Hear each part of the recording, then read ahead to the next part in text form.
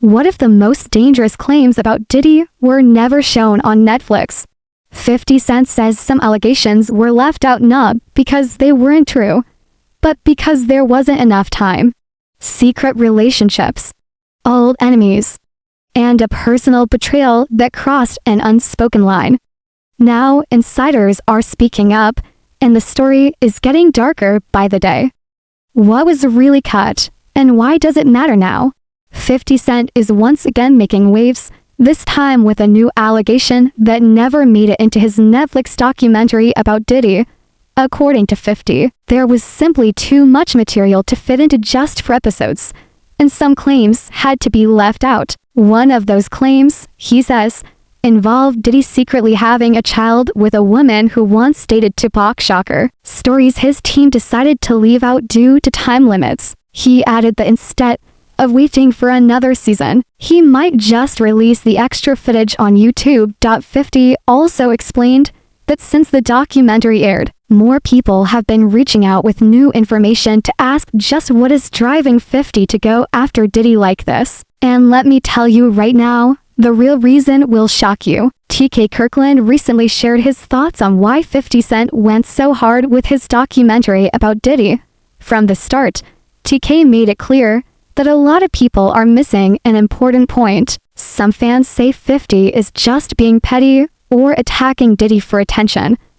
But TK says there's much more behind it. According to TK, out of all the women in the world, Diddy chose to get involved with a 50 Cent's baby mama. Out of all the women in the world that Diddy could have gotten with, he chose 50 Cent's baby mother.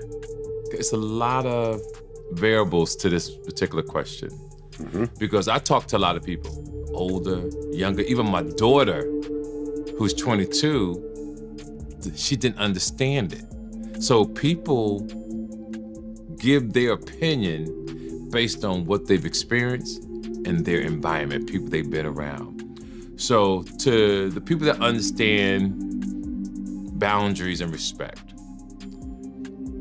I always tell men you should never date another man's girl if you're not aware of it. If you know it, then it's wrong. He said doing that shows a lack of respect. TK shared that in his entire life, he has never knowingly dated someone who had been with one of his friends. To him, that is just something you do not do. He pointed out that Diddy is not someone with limited options. He has fame, money, and access to people all over the world. Because of that, TK believes the decision to get involved with 50's child's mother was not an accident. In his view, it was intentional, especially since Diddy and 50 had ongoing issues for years. But he went after the baby mother of one of his rivals. Exactly. Someone who had been taking shots at him for years. Absolutely. On purpose. And he went after her knowing that they had beef. Right. And slutted her out. Slut her out. Just slutted her out. Slut her out. Having a whole basketball team run a train on her. Totally And did. I just totally the whole agree. thing, right? Totally agree. Right. But his reputation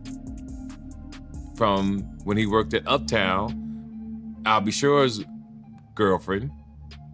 Oh, Kim Porter. Kim Porter. Right. That's well, his reputation. I'll be sure his baby mother. Baby mama. Yeah. Then Eric Serum, his friend, the one that had she had his baby, Mia. So he's had a reputation of going after people. Tupac's ex-girlfriend. Tupac's ex-girlfriend. He got a baby with her too. Exactly. Yeah.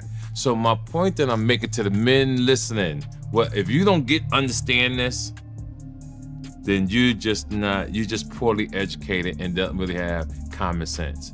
It's a no-no. There's no way I would go after Vlad's ex-girlfriend. Right. I'm so loyal that if I met a woman and she said, oh yeah, I used to date Vlad, I can't with you, baby. Right. I won't even put my, excuse my language, because that's how I move. Other people don't move like that, but you see me in Paris, you see me all over the world. Why would I want to do that to mess up a relationship? Now, while 50 Cent's documentary has been getting a lot of attention and praise, not everyone sees it as a complete win for him. Gene Deal has come forward with serious complaints, saying parts of the documentary were not original and that his ideas were taken without credit. I seen an interview about, he said that he had, a lot of footage had to be the documentary had to be downsized. You understand? I don't really believe that, because a documentary is a documentary, and they could have had 45 minutes, they could have had an hour, to each one of those. You understand? They left out certain things. He said they even left out the one about Sarah Chapman. You understand? And for whatever reason, he probably left out a lot of other different stars too. Situations that they could have spoke about. You understand? I have a problem with the documentary, and I'm just gonna let you know that the reason I have a problem with the documentary is that they know that they took my ideal. You understand? They know that when I came to them, I laid out what they should do and how the documentary should be. You understand? She could say whatever she want to say. I talked to those producers before I even talked to her. They wanted to know what I had, what I was bringing, my pictures, all that stuff like that. And I told them about me, Tim, and Kirk. You understand what I'm saying? And how it would go. They did the same thing. This ain't the first time they stole from me, man. If you look at the Notorious Big, if you watch the Notorious Big, that part about the shoes, I had that in my book. And I was talking to K.O. Kirkland. He was one of the writers of that movie. And I told him about when I let Big use my shoes at Soul Train Award.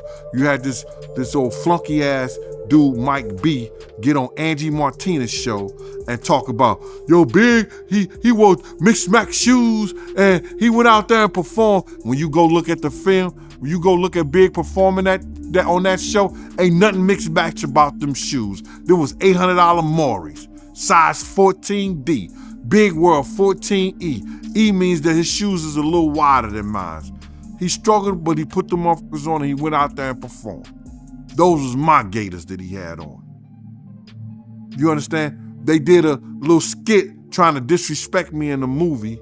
You understand?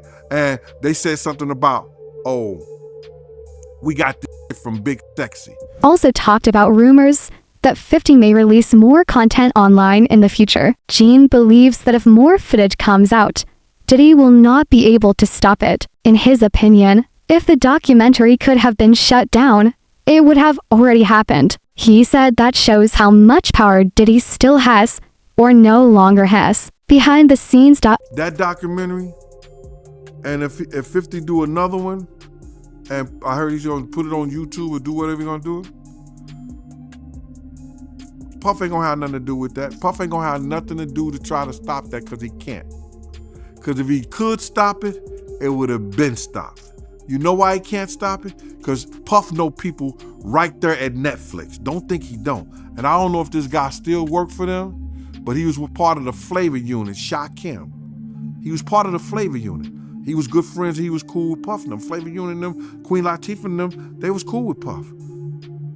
If Puff would have sent a cease and desist over there and they could do it and he had the power and they wasn't right, they would have been done it. You see it's still rolling, right? It's still going on, right? He ain't got that power no more. You understand? Now, could he sue them because they use his likeness or use something and stuff like that? I don't know. I'm not that versed in they using him. You understand? If they can steal your whole damn idea, your whole damn ideal, why can't they steal your whole damn intellectual property? That's what they do. Gene also talked about how Diddy had this weird complex about Tupac and how it dictated almost everything in his life. I did see the interview that 50 did with Sherry, and he was talking about he didn't release the video about Puff having a kid by Kim Porter's friend, Sarah Chapman. Now, we all know that she used to date Tupac. You understand? So either he got her because he wanted some remnants of Tupac. We don't know. But it seemed like every dude that he had some kind of disdain, dislike, or that he idolized in a sense, he wanted their girl. or he wanted to be a part of that girl. I don't know why. Yo, bro, this dude was, I don't know if he was in love or in hate for Tupac. He wanted to be an actor. He auditioned for, I think he auditioned for Juice. But Pac beat him out for that Bishop thing. You understand what I'm saying? He wanted to be a part of that. Just go, and not so many years ago, when Puff started getting into that drugs and started using drug stuff, he started revamping some of Tupac's speeches. And if you think I'm lying, go look at the Grammy speech he did. Go look at a couple of speeches he did. It was the same exact words Tupac had said. That he was gonna start this whole revolutionary of our people. That's Tupac. Black Lives Matter, the Black Liberation Movement, that was Pac. The Black Liberation Movement. Black Lives Matter? Come on, bro. This dude, everybody know that he had some kind of, I don't want to say disdain taste, but he had some kind of,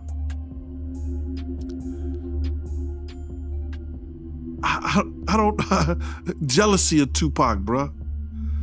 He had this jealousy of Tupac. However, this documentary is incompletely honest. You see, one thing that stood out to many viewers was how little the documentary said about Kim Porter. She was Diddy's longtime partner and the mother of his children. She passed away suddenly in 2018 at just 47 years old. The official cause was pneumonia, but many people believe Diddy was responsible for her death. Kim was around Diddy for years. I need to know, do you think that Diddy killed Kim Porter? Absolutely. Why?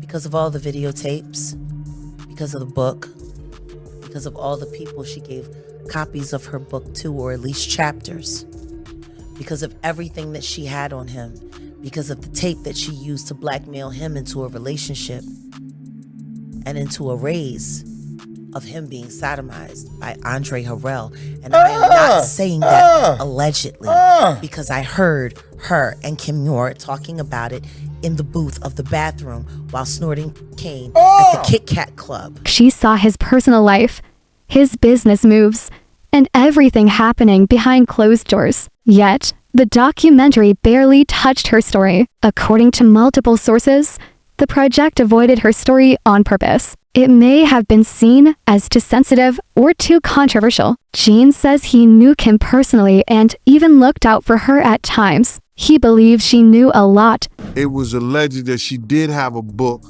and that her book was about to come out.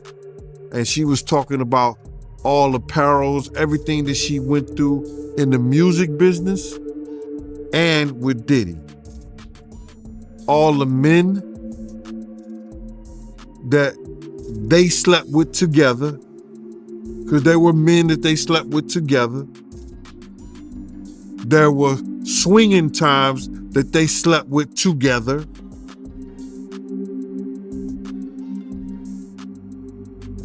I don't know, man. How do you put your girl through some shit like that? Or how you look at your girl and knowing that she and another dude, what kind of demonic mind you have to be that far gone where that shit don't bother you, and got rid of them.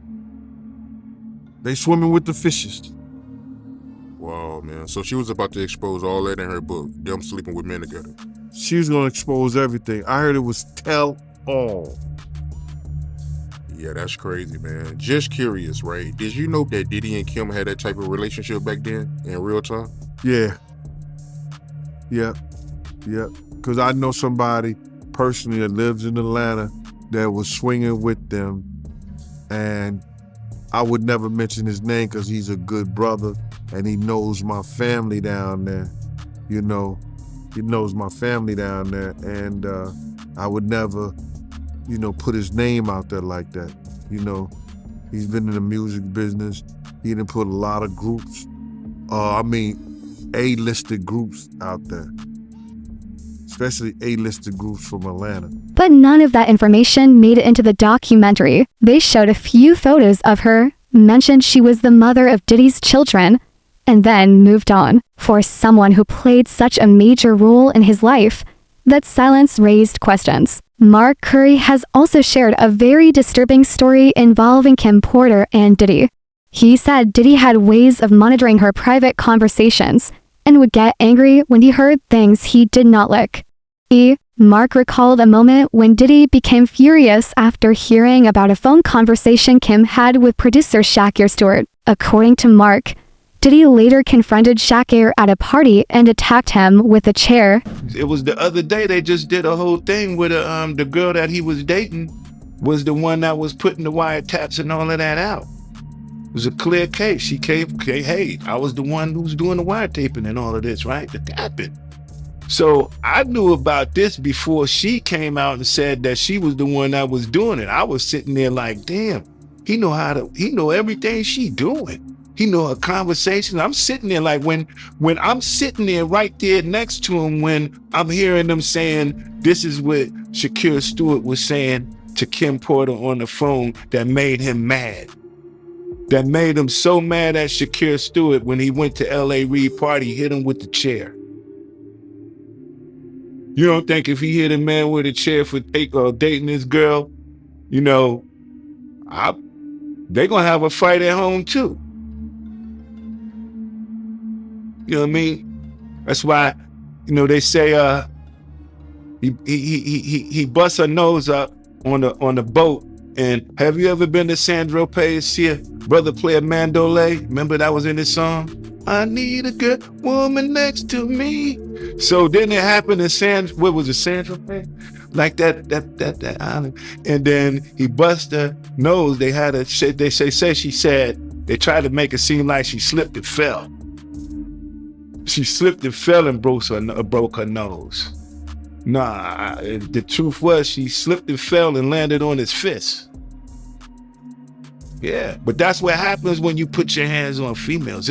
I don't really have much respect for a man who's physically abusive towards women, man. I kind of think they be kind of suspect. I'd be like, man, you know, I girls fight girls. This is just how Diddy was, it seems. Another thing that was suspicious was how the documentary handled Diddy's famous parties. For decades, these events were known to attract powerful people from all industries. Celebrities, athletes, and major figures were all said to attend. Yet, the documentary shows almost none of that. No big names, no detailed stories. This is especially suspicious considering many big names have publicly been associated with Diddy for a long time, and now they're all silent. So what are your thoughts on all the his celebrity friends that denounced those allegations and were like, this is false, and you know, Liars. They were saying, yeah, should they speak up now? It's getting a little too late for those who are complicit. Stevie J should be charged. Mary J. Blige should also be charged. Jennifer Lopez should definitely be charged. Jay-Z should be charged. Khaled should be charged. Rick Ross should be charged. Usher should be charged and tried with him. Or for Justin Bieber alone. Jaguar Wright also thinks people spend too much time focusing on the music industry and not enough time looking at what he may have grown up around long before fame. In her view, the real story of how he became the man he is starts inside his own home. She revealed what Diddy may have seen as a child while his mother was busy living her own life and having people in and out of the house. Jaguar says there were often strangers around, and that kind of environment can leave a lasting mark on a young kid. She believes he may have been harmed or affected early on, long before the industry ever got involved. God knows what he saw and what happened to him in his own mama house. All of those strangers, them up involved, looking around, seeing what was going on. And let's just be clear, it sounds like her house was a house of professional freak offs. So who knows what he saw or what could have happened to him while she was busy entertaining people and pouring and getting tips, as she would say, for her after-hour life. Oh yeah. He was. I'm gonna say he was surprised to hear that. School bus driver. No, was he surprised or was he like, zip it, you talking too much? Because that's what it looked like to me. It looked like you talking a little bit too much. They don't need to know about that. While she was sitting up there, oh, because I was a bus driver and I was this, and I worked at the after hours. And I would pour them drinks and they would give me big tips. Jaguar talked about how Diddy himself has brought up feeling proud when he learned his father had a reputation as a hustler. She says the reaction says a lot. In Sean's own words, in Diddy's own words, he had said he had a sigh of relief learning that he was the son of a hustler or a gangster. Like he wanted that status. He wanted to say that he was a sigh of relief is a wild thing to say, that your daddy was a gangster or a hustler. That's what you heard that he was. Well, I mean, like Tim said, they had a bunch of blaxploitation movies being played around the house all the time. They grew up with the Mac playing. They grew up with Superfly playing. Like, I mean, if that's what you got going on, you got two women in the house and there's no men around, and these are what the little boys are watching. You got basketball players coming over late at night. You got hustlers coming over, PIMPs coming over, women who look like they were modeling for Jet magazine coming over. Like, it sounds like the nature of the environment is what shaped their perception of what cool was. So yeah, I mean, I'm sure for him it was, oh man, that's who my dad was.